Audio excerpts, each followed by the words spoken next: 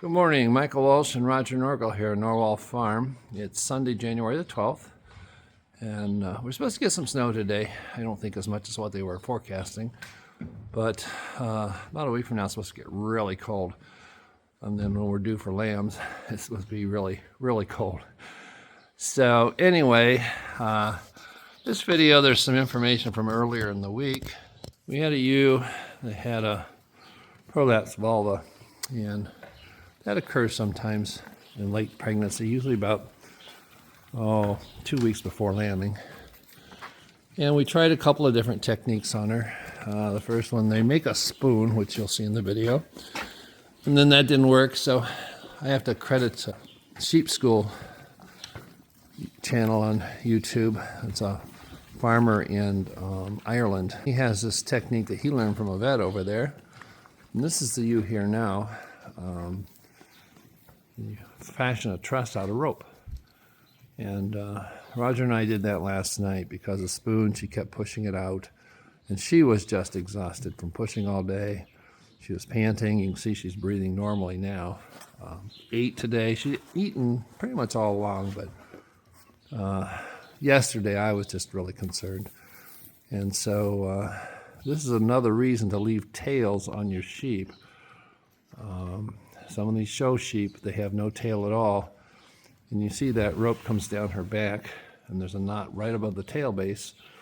And then the rope crosses under the tail on each side and goes up under the corresponding leg on that side and ties up on top.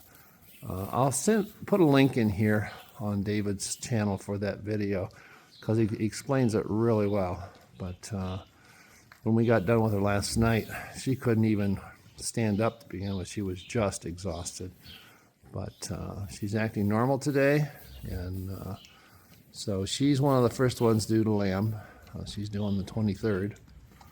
So with any luck at all, we'll make it to the 23rd, and she'll have a healthy lamb or two, raise those. And as I state in this video, she will be culled from the flock.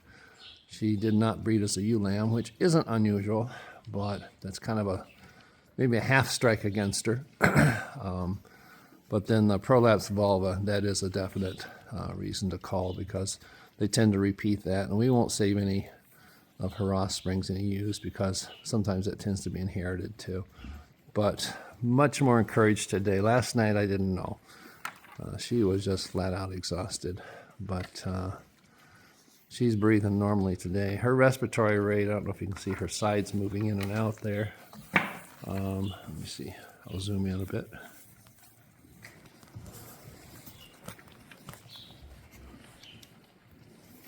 You can kind of see her respiratory rate there. Last night it was 2 to 3 times that fast. She was almost panting because she had just been pushing all day. So very pleased. These ewes are looking good. We're also going to install some cameras in the barn. We have internet here in the barn. We had them wire that when they wired the house. So we'll probably put them up over there. One there. And then I think we'll probably put the other one up here. And it gives you a wide view. That way we can check the barn from the house for any activity during lambing season, and then if we see a ewe that's about to lamb, then we can come out and monitor out here. Saves us running in and out, and we can just periodically check them. And once the lambs are born, we can check periodically too, just to make sure nothing's going on unusual. That's one of the ewes is due in about 10 days, 2 weeks, and I'm not sure if you can see it, but there's a little pink bubble sticking out. She's been laying there straining. I thought she was straining the other day. You can kind of see her putting her head up and straining. That's a prolapsed vagina.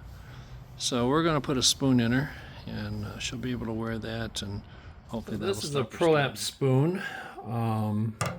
This, you twist it sideways like that, and you push it into the vagina, and then twist it that way. And these are right next to her hips, and then you take those strings and you tie it to the wool. And she can urinate, and they can actually lamb with these in because as the lamb comes, it will push this up or push it down. It'll come right out over it. So we'll get that into her. She's a ewe that didn't have a lamb last year, and this is her first lamb. So that was her first strike. She didn't breed right away. And this is her second strike.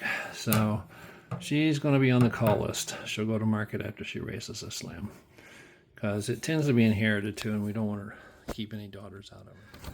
You can see it right there. It's just sticking out. Let me just push that back in. Once it starts sticking out, then it becomes irritated and they keep pushing. See, it's back in there now. It's got real loose tissues around here. So the spoon lubricated, and it'll just slide right in. Push it all the way in. This will keep it in place, and it's fairly non-irritating. They usually tolerate them pretty well. And then, like I said, we'll tie it to her wool, and once she lambs, we'll take it out. If I see her in labor, I'll probably take it out before she lambs. Okay, you can see it's in place there. Got it tied to the wool over here on the sides. Keep her from pushing it out, hopefully. I tied that a little higher and a little further forward, and you can see it's sitting in there good. So that should keep it in place. Like I said, she's due to lamb. Well, the earliest ones are due on the 23rd, so I figured she'd be one of the first ones.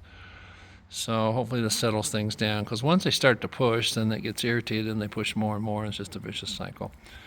So yeah, I just noticed it tonight. I saw her straining, it was yesterday or day before, but I got her up and she went and started chewing her cud. So she's probably just getting ready to start doing it then. So got this taken care of, and hopefully she'll have a live lamb or two, raise those. Got the spoon in place, and she went over and laid down, and she's still straining. I checked her udder when I had her caught, and it's pretty tight. So I don't know if she's going to have her lambs early or not. I hope not. They're not due. Earliest possible that they should come would be on the 20th. And this is the 10th of January, so we're 10 days early. That's figuring 145 days. Sometimes I'll go 143, but still we're a week early, so I'm not sure. Maybe she's getting ready to abort her lambs, not sure what's going on. So we'll watch her close tonight and see what happens. Good morning. It's Saturday morning, January 11th. Michael Walsh here, Norwal Farm. That's the ewe with the prolapse. She just laid down. She did eat good this morning. I went over and picked up an injection that will induce lambing. She was chewing her cud this morning when I came in, so it's out a little bit. That spoon doesn't seem to be doing the job. So I may see if I can find, if they make a bigger spoon somewhere. She's full of milk. I want to buy as much time as I can. She's, the closest she could be is about 13 days away. So we got to buy a little more time. Obviously, I don't want to lose the ewe. She is going to be a cull ewe. So as long as she eats and continues to do fairly well, I'll probably let her go, just keep an eye on her. The injection, once you give it to her, takes about 36 to 48 hours to induce delivery. But if I were to induce it now, the lambs would not survive. So we'll see how it goes. Jury's still out. Sometimes I think I should, and other times I decide to wait. So we'll just monitor her. But not too good of a start to our lambing season, but that's the way it goes. And, you know, we show you the good and the bad. So this is just part of the challenges of having a sheep farm. And like I said, she did eat her grain good. I haven't seen her eating much hay, but she was chewing her cud. So as long as she's eating and drinking, she is going to strain a little bit. And she's laying down, resting comfortably, no straining. Yesterday, she would lay down, she'd be pushing all the time. So I just pulled the tractor in, and she was actually chewing her cud. So I think we're cautiously optimistic with her. She's acting normal. She'll just wear that harness until she delivers.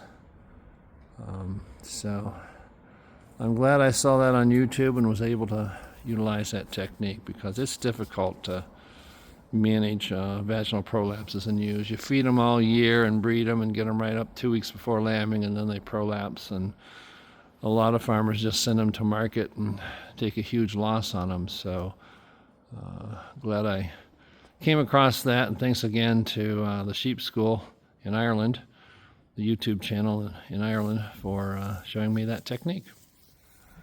All the goats and sheep are enjoying this, and the dogs are enjoying this nice winter morning.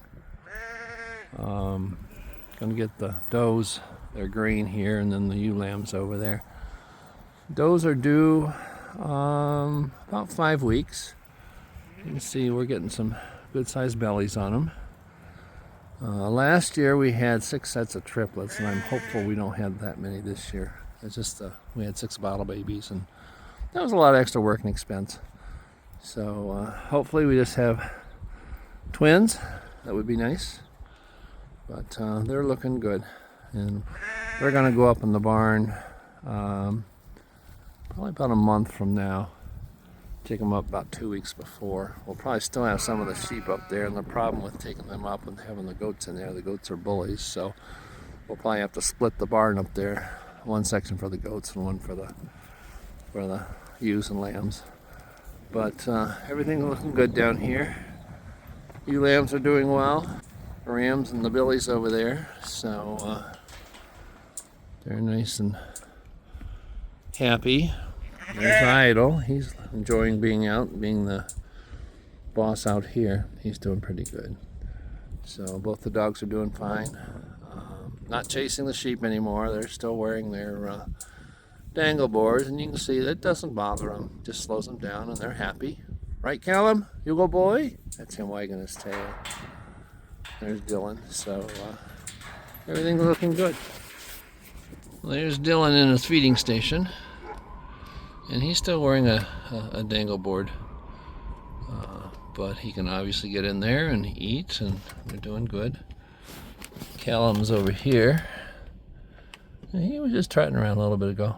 You can see him move about, but both happy, doing well. They love this colder weather. We ordered 2 Ring cameras, and we're installing those this afternoon. And we have the Wi-Fi wired here in the barn, same as in the house, so we can access this at all times, even away from the farm, via Bluetooth, and keep an eye on the sheep. So we're putting one up here, which will give us this view here. And then above that light over there, we're going to put one up there. That way we'll have full view of the ewes in here, and we can check on them at any time without having to come out here to the barn. Or we are going to have wireless internet down at the shed there, and we'll order a camera from down there later, just to be able to check down there without running down there all the time. Nighttime, sometimes we hear coyotes and things, and we'll have lambs down there this spring, and just a way of checking them and not having to run out there every time, especially in the winter. You don't have to bundle up and go out every time. So thanks for joining us. If you haven't already, please subscribe to our channel. Ring the notification bell for any new videos. Hit the like button, and please share this video with a friend and leave us a comment. Thanks for joining us at Norwal Farm.